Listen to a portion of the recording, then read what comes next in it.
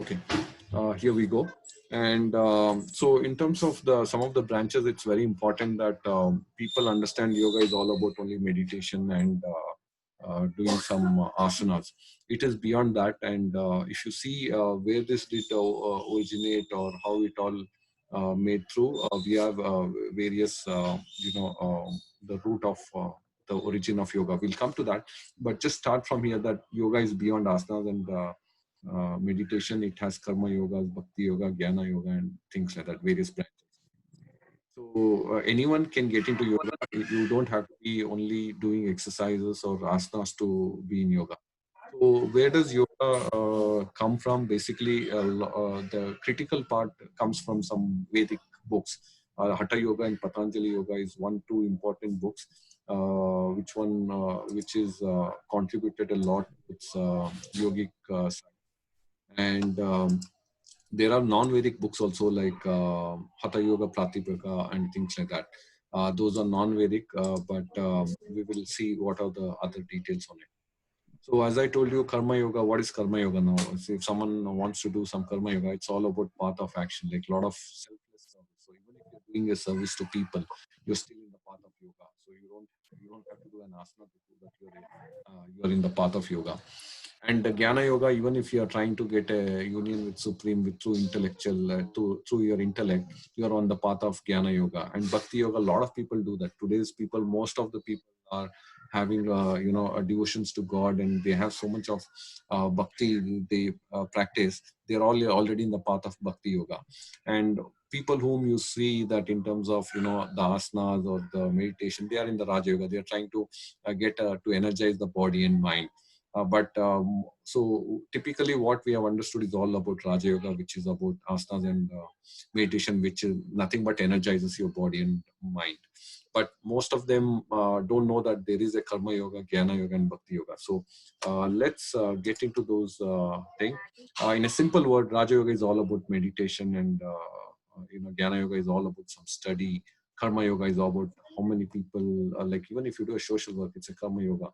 There is a Hatha Yoga, which is a part of Raja Yoga. So meditation and movement basically, makes asanas and pranayamas are nothing but movement and meditations.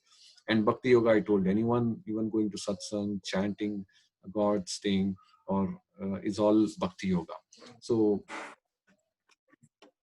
moving in for the next thing. This gives some more description about what is Bhakti Yoga or Karma Yoga and things like that. So I won't delve much. There is Mantra Yoga also, but it is not officially recognized as one of the schools of yoga. So mainly, these four have been recognized officially as the four types of yogas. But you'll always come across someone will tell mantra yoga, someone will say tantra yogas, but that is not officially recognized as one of the major ones. Okay. And if you see, that's why, when we went into the yoga field, first thing we knew is only about asanas and pranayama. That is yoga. If you don't do that, then you're not in yoga. That's the first thing we had, the misconception. So we are trying to clear the misconceptions and tell you. And also, a lot of people, someone told Kundalini yoga, someone told there is something called, Tantra yogas and all that. So there are various names, but four main branches I have talked about. So don't get confused when people say, like, even if you see now here, a lot of people now told, okay, there is a Raja Yoga, people do asanas and meditations. Then there is Jnana Yoga and Bhakti Yoga. Then how Karma Yoga. But how will that overlap with some of the yoga principles? And there are so many names in yoga, like Hatha Yoga. It was famous, popularized by Krishnamacharya. Then he had Iyengars also who did, brought in the, a variation of Hatha Yoga. Then there were Patabi Jois. Then there were Desikacha. So there are so many branches which came out in Hatha Yoga. But all these yogas basically tell people to practice 8 important things, which is yamas, niyamas, asanas, pranayamas, and dharana, dhyana, samadhi. So without this 8, you're not going to achieve the ultimate state of yogic state. So that's why asana is important. With asana, if you do pranayama, a combination, it really gets you mind and body to an union. But with all these achievements, you still have to go for pratyahara, dharana, and dhyana, which is withdrawing your senses from your senses. You have to get your focus done. You have to get into a meditative state, and then the final samadhi stage comes. So a lot of people are stuck typically in yama, niyamas, asanas. Like typically, like into before you get into even asanas, they'll try to follow some yamas and niyamas. So there are, this is the authentic way to get into it. Most of them just try to jump into do only yoga, some poses and asanas. Usually, if you are in a very authentic and a very holistic way of doing yoga, you have to start from yamas, niyamas, then go to asana, then go to pranayama, then you have to start using these energies to withdraw from your senses. So this is the path or limbs of yoga. But as I told you before, there are various names you keep hearing. Like someone will tell you Tantra Yoga, then they'll say Laya Yoga, Manta Yoga. So these are all just some subdivisions of yoga. And some of the people who popularized yoga, where Iyengar Yoga is called Bikram Singh. His yoga is called Bikram Yoga, Vinyasa Yoga, Kundalini Yoga, Ashtanga Yoga. So all these names will be coming.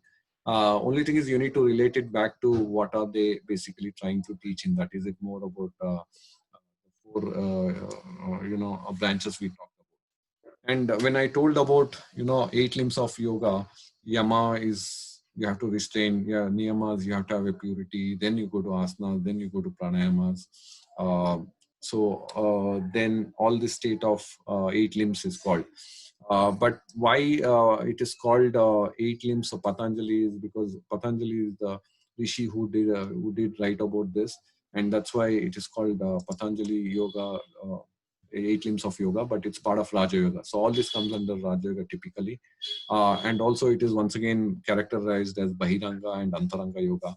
So we get lost in the names. So if you are in the path of yoga, just understand these high level things. At the end of the day, it doesn't matter what you understand. It matters is whether you achieved the higher level of energies or the final state of yoga. So we'll talk about that, or we'll show you what it is. But what is interesting in yoga is you need to understand they are connecting your physical body with your energy body and the mind body. So I told you what is yoga. It's a union of physical and mind. But between this, there is also energy bodies, which is called pranamaya koshas. So if you want to get your union, you have to work together with 5 elements of your physical body, which is represented very parallel to your energy bodies. If you see Muladhara, it is part of earth. If you see spleen, Swadhisthana, you have water. Similarly, you have various, conscious mind and subconscious mind and deep conscious. So if you are trying to achieve super conscious mind, that's where you have achieved something, or else you are still in some conscious or subconscious. You have to move up, and how all these three connect is what we are trying to show. This is really yoga, that you need to understand that it's not about daily how many hours of exercise you do or how much of meditation you do. Are you achieving what is called an conscious say a thing? So I'll talk about that, but this is all Maya, all this, the koshas, what we say, it is like prana and Maya kosha, Anna Maya kosha, Mano Maya kosha. So it's all Maya, and these koshas of Maya, you can't physically find it.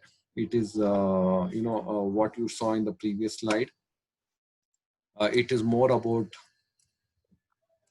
understanding that you are basically dealing with energy bodies or mind body. And how does it relate to you is, if you see, your vital energies are somewhere inside, not on the physical bodies. So to achieve the vital energies, you need to go inside your virtual layers of your body, and especially the mind is the ultimate key to it.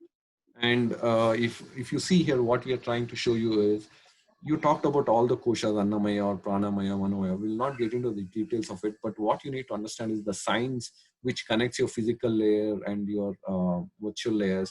And also, if you see how your 8 limbs of yoga overlap with which koshas, like if it is physical layer, you have to do pranayama and asana, which I talked about. But if you're trying to invoke anything in a pranamaya kosha or manomaya kosha, so you need to go more into prana, dharanas, and finally, if you want to reach your Anandamaya Kosha, you need to get into a Samadhi state. But all these are related to some chakras or to some elements. When you take this journey, it is a long journey. And at the end of the day, if you see, we talk about so much of yogas. There are mantra yoga, jnana yoga, bhakti yoga. How does it all relate to your chakras? That also you need to understand. So basically, if you see most of your Muladhara chakra, to really invoke that, you can use a lot of Hatha yoga and Kundalini yoga. Your energy starts moving up. Then also you can use some of the Tantra yoga to even move up from Swadhisthana. Then there is Manipura also. You can use Hatha yoga, Karma yoga, as well as Raja yogas. So there are all yogas connecting back to your subtle layer of chakra. So keep this in mind that you're not doing anything. When we have been taught from last 12 or 15 years, yoga is all about doing how well you bend your body and how well you can meditate for how many hours. It's not that, it's beyond that, and we'll just explore that. And at the end of the day, if you have really achieved anything in yoga, or if you have gone, the final state is where the Kundalini yoga, or the highest energies, where you have moved it from your Muladhara to your brain, and that is the final destiny, or at least the journey. Even if you go two-way up, is also you have achieved something. And those experiences are different. When we started looking at this as a more scientific project in yoga and Vedas, we even interviewed people and told how did they invoke certain, or how do they experience these koshas when the energy moves up. How is the way to invoke? Is it always bhakti yoga? Is it always hatha yoga? Is it always meditation or pranayama? Everyone had different way they had invoked it. But Kundalini yoga is the final destiny. So don't forget, yoga means somewhere you need to get closer to Kundalini. When you're looking at some of the nadis, so there is Ida and Pingala, but inside Ida and Pingala there are various other nadis, which is called uh, Chitrini or Vajra nadi and all that. But we will go into that little later, because as of now I have not touched it. But I'm showing you the real science behind it. All these chakras are connected to your spine. It is not connected to front of your body. So most of our interpretation is that, okay, we have our chakra in the front or something, but actually it is more. I'm just muting few people. Okay. So basically everything, every subtle energy or physical energy all connects back to your spine. That is the biggest, secret a lot of people don't reveal you. See, anything which goes to your brain is all connected via your physical layer called spine. And that's why, most of them think, okay, the chakra is in the front or the chakra is in the back. Wherever it is virtual, it has to move through your spine. And that is where Meludanda they call it. Is very critical for that's why the first thing they say in yoga, if you want to activate any of your energies, the yoga is all about union, and the energy rises from your base of your spine. And that's why your tailbone is important. From tailbone, if you can sit straight and then do some of these yoga siddhis, you will start moving up your energy. That is what is the whole story of Kundalini. So just don't go by how much of exercise you do, how much of meditation you do. Think in a very scientific way, that our yogic science and Vedic science were all scientific. So basically, they all did this just to achieve this ultimate goal of rising Kundalini and still getting into a bliss state. That's the final destiny. You will have to make it to yoga if you're doing yoga. And this is all comes part of yogic Vedic science. So anyone who is getting into academics of yogas, this is where we explore and okay. So moving in, then I told you finally your spine connects to your brain, and in your brain is the vital aspect. The pituitary is there, so that is the one which they call as the third eye, and where most of your intuitions can start, and lot other energy, lot other more, what do you say, super capabilities you can develop if you can start moving your energies from Muladhara, or from your tailbone to your this pituitary gland via your spine. And that's why sometimes people would have seen that if you do some kind of your eyes and your the part between your eyebrows, it can influence your pituitary. So some people will try to even do this. Some swamis, you would have seen them, right? They would touch their forehead in the middle between the eyebrows. So this is the diagram which says that how your pituitary gland can be influenced from your eyes and from your forehead.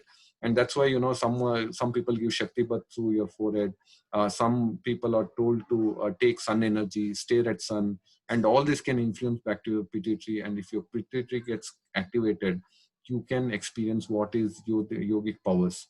And a lot of these are not told how to do it. Most of them you pay yoga for just going and doing some 2 hours of asanas, but basically your goal should be towards this, to achieve this level. That's why you will see some, I call them super swamis or super siddhi yogis.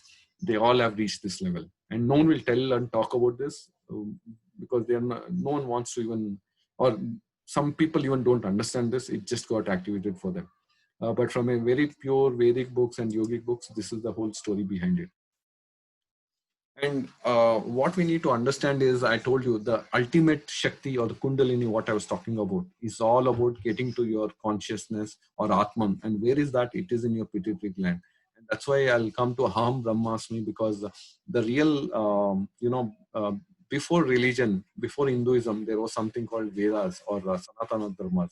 They all talked about Aham Brahmasmi, which is your consciousness, is your final God, or that is where your final Shakti has to reach. And how this is your brain, pituitary gland from a physical, but from an energy, it is Kundalini Shakti, which has to move up. And how will it move up? Basically is, you have to cross your physical gross body, subtle bodies, and your Anandamaya Kosha, which is your mind areas. So we talked about what is gross body, physical body, Annamaya Koshas. There are subtle bodies where koshas, other koshas are there where you can't see it, but there you have pranamaya, kosha, mano. And finally, when your kundalini meets your anandamaya kosha or your pituitary gland, that's where the awakening starts. And I have tried experimenting with these all theories, right? So we tried meeting few people or reading few books, or even who have crossed one level. We have tried, we have worked there, we have gone into Kundalini workshop. So it was more like my research experience that I had to go with a lot of people just to understand it and just to explore this. And I've met all kind of people in this path, whether it can be witches or it can be black magic people, or it could be someone, anything in this whole track. You'll find different people in this whole process. But it's part of my academic research. So I'm pursuing my PhD in yoga. So the reason is, for us in a research, it's more about proving certain analogies or certain theses. And we were looking at what is the ultimate goal of yoga, how do you really people experience this, what are the ways, and everyone had different answers. So there in yoga, there is no one straight answer for anything, at least in terms of getting the energies to that layer. And how did your koshas connect back to your chakras is also important. So everything connects back. If you take 5 elements, it connects back to your body. If you take koshas, it also connects back to your chakras. If you take chakras also, it will connect back to the ultimate goal of Kundalini. So that is the way you need to look at yoga. You can't just do yoga just because daily you have to practice 2 hours, daily just you have to meditate. There is beyond. Yoga means reaching the ultimate state of bliss. And the God is there, the Atman is there in your pituitary gland, as per Sanatana Dharma. As per today's religion, it is more of idol worship, or it is about various gods, avatars of Vishnu or Shiva. But if you go back to Vedas, all these gods just gave some Vedic science of, if you want to really win death, you go read Shiva Sutra. Shiva is an representation of how you can even overcome death. So he's the destroyer, and he knows how things get destroyed, and his Shiva Samhita says how you can live longer. So that's the real science of Shiva Sutras. If you go to Brahma Sutras, Vishnu Puranas, so they're all representation of something which we'll talk about it. But in this slide, what you have to understand is all the koshas overlap your yoga asanas and 8 limbs of thing. Then it also overlaps your subtle and physical body, and also, so this is the complete overlap. What you need to look at, how all the yoga's principles come together, has to come together for you to achieve. In this whole story now, what is then Vedas play a role? But before I start Vedas, I think we have a 40 minutes. Yeah, so the pop-up came in. I think this will end in another 10 minutes. But if you find this session interesting, you can join back. There will be the session will end abruptly in 10 minutes. But post that, in a minute, you can join back. We can see if we can make spend some time. Okay. But anyway, I'll continue for next 10 minutes, and if you get dropped out, you can join back. Okay, going to Vedas now. How does Vedas connect back to your religion, your yoga? Everything is like one craze for me. Like I went into yoga, then Vedas came, then from Vedas, Sanskrit came, from Sanskrit, all the gods came, or some of these starts evolving. And how does the whole thing connect? So we have, demystified your yogic part, and we'll now try to demystify the Vedas part. Okay, now all Vedas basically are scriptures, right? So basically, all the scriptures are categorized as per our philosophies of Shruti and Smriti. And Shruti is something which was revealed out of cosmic and eternal principles. So no one really came out of it. It just happened via cosmic revelations. So some of the Vedas are Shrutis. Smritis are more of localization and some of the principles. Like religion came out of Vedas and things like that. Typically, if you want to go beyond God, you go to Shruti. Shruti is just a revelation of cosmic. It's a universe which has revealed itself. So it's not that like what you talk about various gods is kind of customization or localization of all the understanding which came out of Shrutis. And so they all religions have that, right? It's not just Hinduism, but everything just came out of something, but Shruti is our original thing. So we'll talk about Shrutis, Vedas. So, but if you see the history, when did Vedas come? Vedas came very before Ramayana and Mahabharata. So in Rig Veda, most of the cosmic revelations. Then Mahabharata, Ramayana was written by a few authors. There is an belief, it might be true.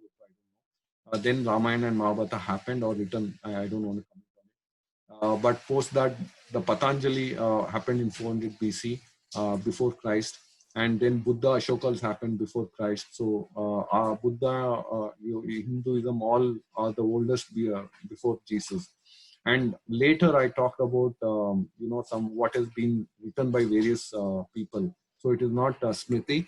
It is basically Shruti. It is nothing but Smriti. So the Smritis are like Goraksha, thing, Hatha Ratnavali, Geranda Samhita.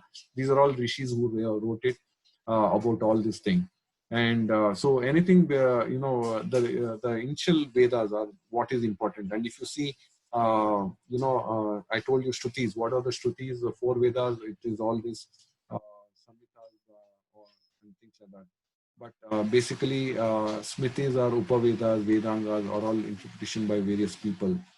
So why I'm telling you is I'll come to it. So my intention is not to get into too much of theory. The whole point here is we need to understand what is Hinduism, what is yoga, what is the final state of thing. And so four Vedas are Rig Veda, Yajur Veda, Sama Vedas, and these are the four Vedas which we need to look at it.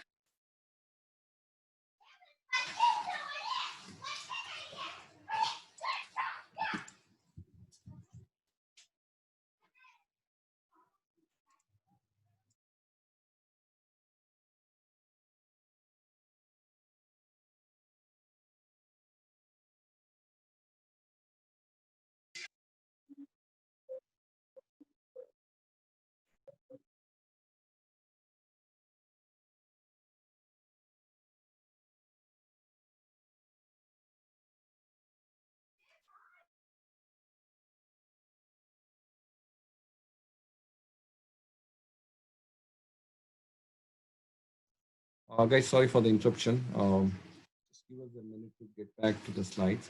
I think, okay.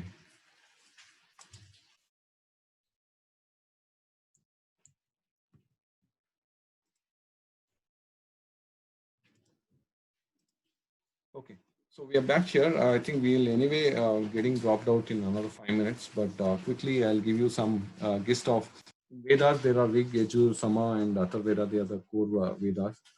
And we'll not get into other stories, but what is important is after Vedas came Vedanta, Veda Anta. Anta of Veda is Vedanta, which is also called Upanishads. So this is the biggest thing, that Vedas are the actual cosmic revelations, and then Vedantas are nothing but the teachings of Vedas. So basically, there were different things who came out with it. interpretation and understanding of Vedas. So typically, if you want real science, follow Vedas, and if you really want some interpretation, follow Upanishads or Vedantas, or at the end of Anta of Veda, Anta of Vedanta, something like that. Okay, so that's very important for you to understand. But then, what are these core Vedas? See, Rig Veda is all about praising God. Sama Veda is all about. But if you read these books, it really talks about nature, Agni, Surya. So basically, a lot of gods were represented by some of the core elements of nature. Then there came all the stories of Brahma, Vishnu, Maheshwara, and we'll tell you why those gods came and how is that connection to Vedas. Um, so Samaveda is all about music and Brahma, Brahma and things like that. Yajurveda was all about how to do worship. Atharveda, there came this Ayurveda and other Vedic things. Now, going back with all these Vedas, what are the books which came out for yoga was Hatha Yoga, Geranda Samhita Hatha. So these are some of the popular books which really reveals what is yoga, how to achieve certain bliss state. If you really want to make progress to the final state of yogic goals, you have to read these books, and especially the Samhita, Geranda Samhita, Shiva Samhita, and your Hatha Yoga Pratika. Golden books, if you have these three books, you probably will achieve some kind of yogic energies or yogic, capabilities. And that book reveals so simple and easy. And most of the schools, commercial schools of yoga today, they don't teach. So if you really want to go in the path of yoga, just to find out what are those things which you can achieve as siddhis, just read this book, and if you practice it, surely you will get to some state, or at least experience it at least.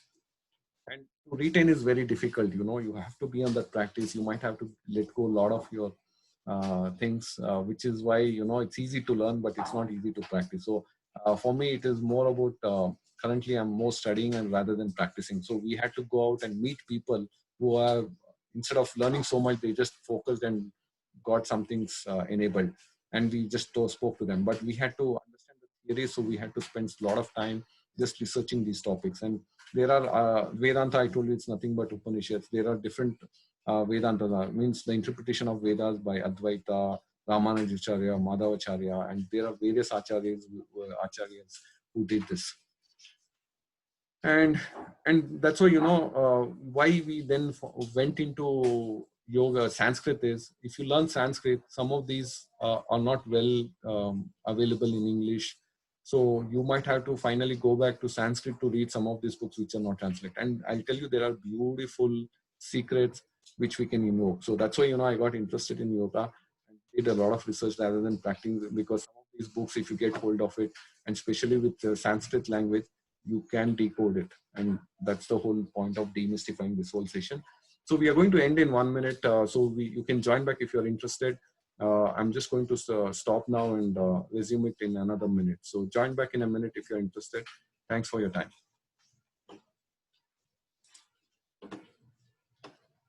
It will disconnect. You can hang on.